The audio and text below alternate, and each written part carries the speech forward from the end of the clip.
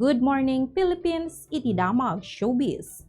Ti panagbalin ang modelo ket maysa kadagiti propesyon namang ti gundaway tapnon may pakita ti kinapintas talento ken talek ti sangwanan ti world stage.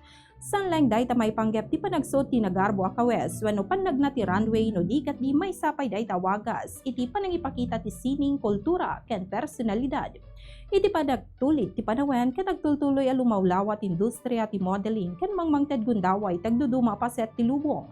Sana paudi dagiti Pilipino iti panagbalin nga international model taado kadagiti Filipino celebrities ti balay iti international fashion industry babaen ti panagmodelo pannakipaset ti prestigyoso a fashion week ken makitinulong kadagiti nasikat a luxury brands. Dagitoy nga rod dagiti sumagadad a Filipino celebrities nga international model.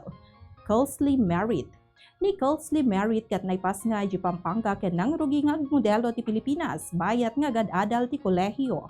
Kalpasan na nakaturpos ti kolehiyo Immacar Suna J. New York iti 2017 tapnon ituloy ti international modeling career na. Iti 2018 isuna tinagbali na kauna na Pilipina ang nagrampa ti Victoria's Secret Fashion Show. Iti 2019 isuna pa ti kauna na modelo manipod Pilipinas anay tampok ti Sports Illustrated swimsuit issue. Nagbali na modelo ti agduduma brand ken international fashion campaigns. Annabelle. Ni Annabelle ti mabigbigbig a kaunan nga Asian supermodel ang nakagunod ti global success iti 1980. Nagnaisuna ti prestigyoso fashion shows di Paris, Milan, ken New York para kadagiti sikata designer. Kapoy ti balay gina nalukatan ti adadong oportunidad para kadagiti Asian model ti international fashion industry. Maureen Roblitz.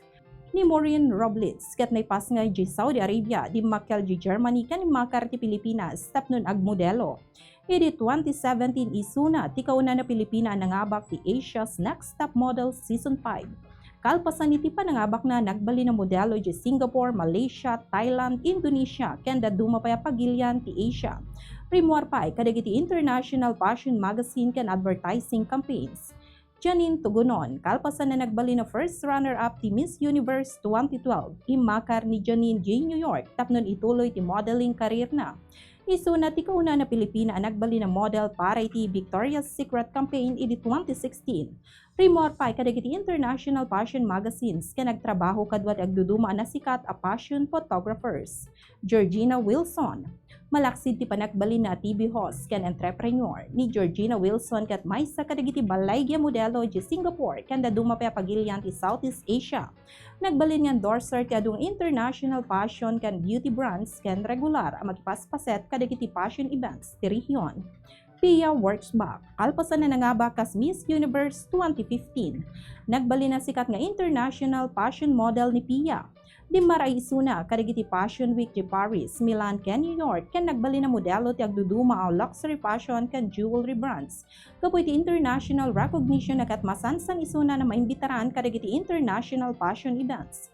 Catriona Gray, kas Miss Universe 2018. Nabigbig ni Catriona Gray tintero a lubong na addan ti modeling projects ti agduduma pagilian ken nagbali na paset kadagiti international fashion campaigns, magazine covers ken runway events.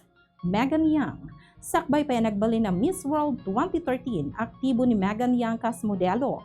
Kalpasan ti panangabak na limawa ti karera na iti international fashion ken nagbali na mangibagi ti agduduma global brands ti Asia ken Europe.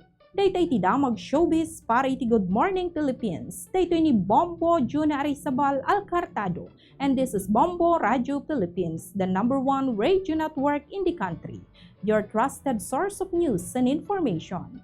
Basta Radio, Bombo Good Morning Philippines.